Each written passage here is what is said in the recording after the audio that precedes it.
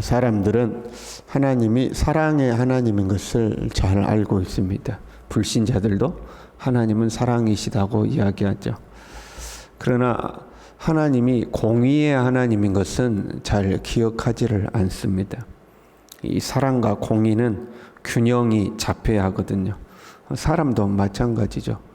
사랑만 하고 책망이 없으면 사람이 이상해지는 거죠. 우리가 자녀를 양육할 때 사랑만 하고 책망을 안 해요. 그러면 그 자녀는 이기적이고 자기중심적인, 그리고 사회에 나가서 다른 사람들에게 조금만 불편한 소리를 들어도 그를 견디지 못하는 그런 연약한 자녀가 되기가 쉽습니다. 이 세상의 질서가 유지되고 건강한 사회가 되기 위해서도 사랑과 공의가 균형을 잡아야 합니다. 경쟁에서 뒤처지고 또는 여러 요인에 의해서 어려움에 처한 사람들을 사랑으로 우리는 돌보아주고 도와줘야 되죠. 그러나 한편으로 거짓을 행하고 부조리를 행하며 이 악을 행하는 자들에 대해서는 정당한 심판이 이루어져야 됩니다. 사랑과 공의, 사랑과 정의가 균형을 잡아야 건강한 사회가 되는 거죠. 만약에 사랑만 있고 정의가 바로 서지 못한다면 불의한 자가 지배하는 세상이 되는 거죠. 불의한 자는 훨씬 악랄하잖아요. 그래서 불의한 자가 지배하는 세상이 돼요. 동면의 양면처럼 사랑과 정의는 항상 같이 가야 하는 겁니다. 교회도 그렇죠. 어떤 사람들은 교회가 사랑을 행해야지, 교회가 이것도 안 하냐, 이제 이렇게 말하는 사람들이 있거든요. 그런데 정의를 행하는 것, 공의를 행하는 것은 냉정하게 보일 때가 있죠. 그래서 교회도 사랑만이 아니라 공의가 함께 가는 겁니다. 사랑의 하나님이 어떻게 사람들에게 벌을 주시는가? 사랑과 공의를 이해하면 충분히 이해할 수 있는 문제죠. 오늘 본문의 1절에요. 여호와여 복수하시는 하나님이시여. 복수하시는 하나님, 이렇게 돼 있죠. 사랑의 하나님께서 어떻게 복수를 하시는가? 이렇게 생각하기가 쉽죠. 그런데 여기서 말하는 복수의 개념이 좀 달라요. 일반적으로 상대방이 나에게 끼친 손해에 대해서 안갚음하는 것을 복수라고 생각하죠. 그런데 하나님의 복수란 심판을 의미하는 겁니다. 죄에 대한 공의로운 심판을 복수라고 이렇게 표현한 거죠. 하나님의 복수는 죄에 대해서 심판하는 그 공의의 심판을 복수라고 표현한 겁니다. 하나님의 공의로운 심판, 복수하시는 하나님을 이해하는 데 있어서 주목해야 될, 우리가 읽은 말씀이 긴 말씀이지만 세 단어가 있습니다. 먼저 1절에요. 복수하시는 하나님이요 빛을 비추어 주소서. 그럼 복수하신 하나님인데 빛을 비춰달래요. 복수가 어떻게 빛을 비추는 것이 복수가 되겠어요? 여기서 빛을 비추는 것은 악을 드러내는 것을 의미합니다. 악한 자들 중에는 드러내놓고 악을 행하는 자들이 있고요, 감추어서 악을 행하는 자들이 있죠. 드러내놓고 남들이 뭐라고 하든지 말든지 그래서 뭐 어쩌라고 나는 원래 악한 놈이야 하고 드러내놓고 악을 행하는 사람들은 그 사람 진짜 악한 사람들이죠. 그런데 우리가 그런 사람들 보고 아이고 저런 나쁜 놈들 벌 받아야 돼, 에이 저런 못된 놈들 해놓고 안 보이는 데서 자기도 동일하게 악을 행하는 자들이 있죠. 안 보이는 데서 악을 행하는 사람들이 있어요. 7절에요. 말하기를 여호와가 보지 못하며 야곱의 하나님이 알아차리지 못하리라. 몰래 악을 행하면서 야 누가 알아차리겠냐, 누가 알겠어, 하나님도 모를 걸 이제 하는 그런 사람들이 있는 거예요. 그럼 이들은 어떤 죄를 저지르는가? 5절에 보니까 여호와여 그들이 주의 백성을 짓밟으며 주의 소유를 공고하게 하며 과부와 나그네를 죽이며 고아들을 살해하며, 이렇게 돼 있어요. 주의 백성을 짓밟으며 주의 소유를 공고하게 한다. 주의 소유란 주의 백성과 같은 말이긴 하죠. 주의 소유된 백성, 그러고 더 나아가면 주의 몸된 교회, 이제 이런 의미가 될 수가 있어요. 오늘날로 말하면 하나님의 교회와 예수 믿는 성도들을 짓밟고 힘들게 한다는 의미가 될 수 있어요. 그러나 그것보다 뒤에 보면 과부와 나그네를 죽이고 고아들을 살해한다. 힘없는 자들을 죽이고 살해했다, 이렇게 돼 있어요. 그러면 만약에 이들이 드러내놓고 이런 죄를 저지르면 어떻게 될까요?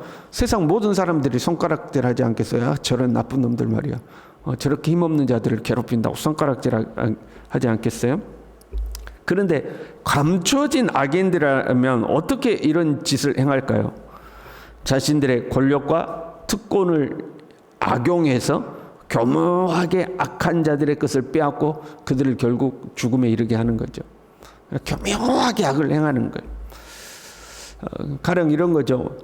가난한 자들을 위해서, 힘없는 자들을 위해서 우리 사회가 어떤 법과 제도를 만들어요. 그러나 실상은 힘 있는 자들을 위한 법일 때가 많죠. 왜 그래요? 힘 있는 자들이 그 법을 만드니까 결국엔 자기들을 위한 법이 되는 거죠. 예를 들면 이런 거예요. 이제 전기세를 인상한다고 해봐요. 그런데 일반 가정의 전기세는 올리면 일반 서민들이 힘들어지니까 돈 많은 기업들의 전기세를 올려야 해가지고 산업용 전기세를 올린다고 해봐요.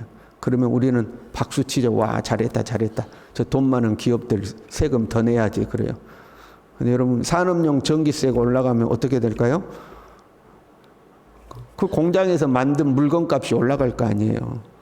당연히 올라갈죠. 예전에는 100원에 만들었는데 전기세 20원 더 올라가면 그 물건이 120원이 되는 거죠. 결국 그러면 그 돈은 누가 내요? 우리 그 물건을 사는 우리가 내는 거잖아요. 그리고 그 세금은 어디로 가요? 정부가 세금을 걷어서 결국에는 정부만 좋은 일이 되는 거죠. 그런데 이야기하기는 뭐라고 그래요? 가난한 자들을 위해서, 힘없는 자들을 위해서 이런 법을 만들어야 됩니다. 이렇게 이야기를 해요. 그러니까 세상이라는 것이 결국 다 그렇게 돌아가요. 겉으로는 힘없는 자들, 연약한 자들을 위해서 이런 법을 만들어야 됩니다 하는데 가만 보면 최종적으로는 오히려 힘 있는 자들이 이득을 얻는 거죠. 그러니까 교묘하게 그렇게 하는 거예요. 교묘하게. 얼마나 그들은 자신만만한지요? 4절에 보면요. 그들이 마구 짓거리며 오만하게 떠들며 죄악을 행하는 자들이 다 자만하나이다. 야, 괜찮아. 누가 알아? 하나님도 몰라. 자신만만하다는 거예요. 숨어서 악을 행하는 거죠. 겉으로는 의로운 척, 선한 척, 약하고 힘없는 자들을 도와주는 척 이렇게 하지만 그 뒤로는 자기 이익들을 다 챙기는 것들이죠. 그런데 하나님의 빛이 비추면 이렇게 숨어있는 악한 자들이 다 드러나는 거예요. 마치 어두운 곳에 빛이 확 비춰지면 숨어있던 그 어둠 속에 있던 바퀴벌레들이 싹 다 드러나는 것처럼 하나님의 빛이 싹 비치면 악한 자들이 다 드러난다 이 말이에요. 우리도 조심해야 돼요. 이래도 괜찮아. 남들 다 이렇게 살아. 뭐 누가 알겠어? 하나님의 빛이 비치면 감춰진 모든 악들이 숨겨진 것이 드러나지 않을 것이 없다고 그랬어요. 싹 다 드러나는 날이 오는 거죠. 그래서 그게 하나님의 심판이에요. 하나님의 복수의 시작인 거죠. 2절에는요. 세계를 심판하시는 주여 일어나서 교만한 자들에게 마땅한 벌을 주소서. 1절에는 빛을 비추소서. 2절에는 마땅한 벌을 주소서 하는 거죠. 복수라는 감정적인 행위를 하는 것이 아니라 죄에 상응하는 적절한 심판을 해달라는 거죠.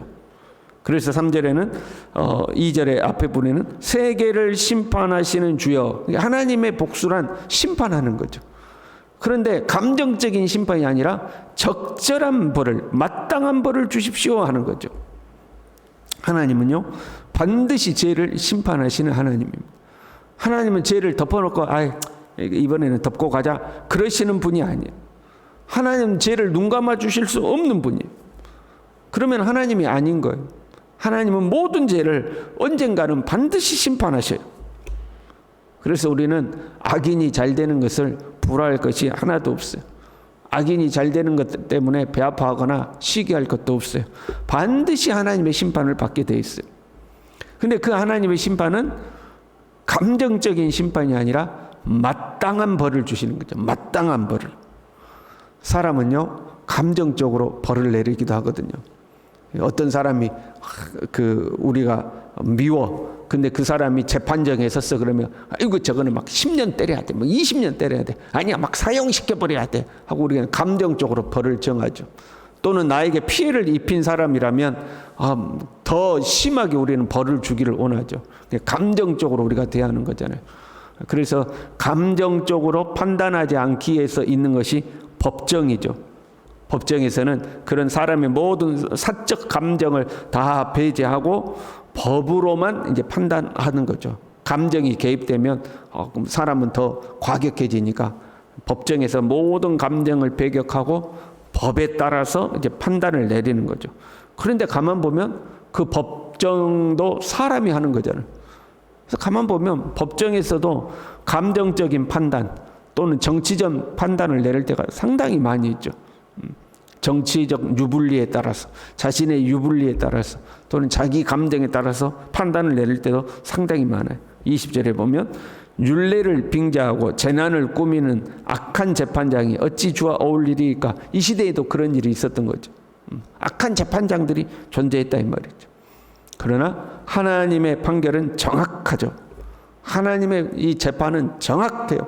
그 누구도 이 일을 제기할 수 없을 정도로 감정에 치우치지 아니하고 하나님의 법에 따라서 마땅한 벌을 내리시는 하나님이죠. 12절에 세 번째로 주목해 봐야 될 구절은 12절이에요. 여호와여 주로부터 징벌을 받으며 주의 법으로 교훈하심을 받는 자가 복이 있나니. 징벌받고 교훈받는 자가 복이 있다 하는 거죠. 최후 심판대에 서기 전에 하나님께서 마땅한 벌을 내리시는 그 최후 심판대에 서기 전에 징벌을 받는 것이 복이 있다는 거예요. 왜? 지금은 하나님으로부터 징벌받아서 돌이킬 수 있는 기회가 있으니까. 죄로부터 돌이킬 수 있는 기회가 있어서 그 징벌을 받는 것이 복이라 하는 거죠. 하나님께서 다윗에게 언약하실 때에 너의 후손들이 혹시 죄를 범하면 내가 사람의 매와 인생의 채찍으로 징계하려니와 그들을 영원히 멸하지는 않겠다 이렇게 되어 있죠. 영원한 심판에 이르기 전에 하나님께서 징계하시는 것이 복이다 이 말이에요. 주의 법으로 교훈하심을 받는 자가 복이 있나니. 여기서 교훈하심을 받다가 라마드인데 훈련시키다 가르치다라는 말이에요. 원래 어디서 왔냐면 뾰족한 막대기로 찌르거나 때려서 소나 말을 길들일 때 사용하는 단어죠. 그 소나 말이 이제 태어나서 이제 점점 자라날 때 주인의 말을 들어야 되는데 이 망아지들이 말을 안 듣잖아요.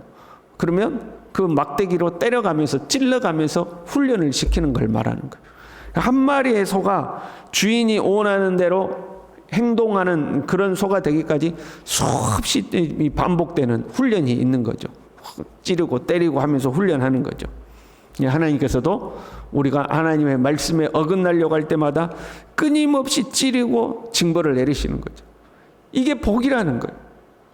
내가 하나님의 말씀에 어긋나는데도 하나님이 내버려둬요. 그러든지 말든지 내버려둬. 그건 복이 아니라는 거죠. 하나님 우리를 때로는 채찍질하시고 사람 매와 인생 채찍으로 우리를 때리셔서 우리를 하나님의 길로 이끌어 가시는 게 그게 복이다는 거죠. 그 하나님의 징벌이 우리에게 찾아왔을 때 그걸 받아들이는 사람은 복 있는 사람. 그래서 13절에요. 환난의 날을 피하게 하사 악인을 위하여 구덩이를 팔 때까지 평안을 주시리이다. 환난의 날을 피하게 된다는 거예요. 하나님의 이 채찍을 감사합니다고 받아들이는 사람. 그런데 그 하나님의 이 가르침을 받아들이지 않는 사람들이 있는 거죠.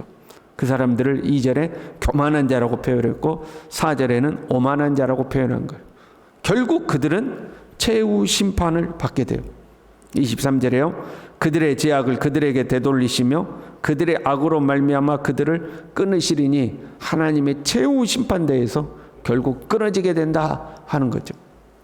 그래서 우리는 하나님의 말씀 안에 거하고 그 말씀에서 어긋나지 아니하며 때로 하나님께서 우리를 교훈하실 때 그 교훈을 기쁨으로 받아들여야 되죠. 그렇지 않으면 훗날 복수하시는 하나님, 마땅한 벌을 내리시는 하나님의 심판대에서 하나님의 그 예리한 어떤 것보다도 예리하고 날카로운 심판을 받게 되는 그런 자리에 이르게 되는 거죠. 오늘도 우리가 주님의 말씀을 기뻐하고 즐거워하고 주님의 말씀이 우리를 찌를 때에 외면하지 아니하고 말씀에 순종하고 살아가는 겸손한 하나님의 사람들 될 수 있기를 바랍니다. 기도하겠습니다. 하나님 아버지, 사랑의 하나님, 그러나 공의의 하나님, 하나님의 공의의 심판이 이 땅에 임하게 될 텐데, 주님, 그날에 우리가 평안히 거할 수 있도록 오늘 하루 주의 말씀에 귀 기울이고 주님의 말씀이 우리의 양심을 찌를 때에 주의 말씀에 순종하여 살아가는 하나님의 사람들 다 될 수 있도록 우리 모두를 붙들어 주시옵소서. 예수님의 이름으로 기도 올리옵나이다. 아멘.